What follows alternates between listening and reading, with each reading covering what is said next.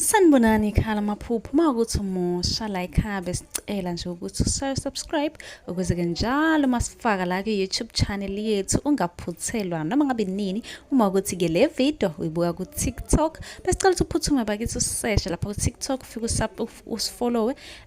Ngijwayele ukuba live nje uzobona wonke amavidiyo amaningi kodwa amavidiyo amaningi agcwele la ku-YouTube, so kwakho ukuthi usubscribe and turn on i-notification bell ukuze njalo uma ngifaka amavidiyo izothi nqinqi efonini yakho ukuze ubone ukuthi la sikhuluma ngani, ngoba wonke ama-comment eniwabuzayo ngizolokhu nje ngenza amavidiyo ngafaka. Uma-ke nawe ubuzile ungakayiboni impendulo yakho, scrolla semaningi amavidiyo engiwenzile uzofika-ke lapho ubone mhlawumbe impendulo yakho, noma mhlawumbe uphuphe ungeza nawe uzoscrolla uzocinga impendulo. Ake ngiqhubeke ngichaze amaphupho eniwabuze kuma-comment section.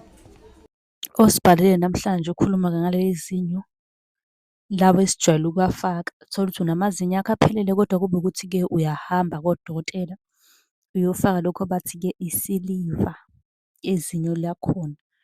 Uthi-ke yena unokuliphupha liphuma nje liphumela ngaphandle. Uthi-ke ngabe lokho kusho ukuthini? Ukuphumayo kwalelo zinyo lelo lesiliva, ngicabanga sonke siyalazi, ngizosifaka isithombe. Kusho ukuthi abantu abadala bakwembethe abalifuni lelo zinyo, okusho ukuthi kwasekuqalweni bekungamelanga ulifake. Uma ukuthi indlela yokulikhipha ikhona, abanye-ke baze bewakhiphe, nawe-ke kungamele-ke uwakhiphe.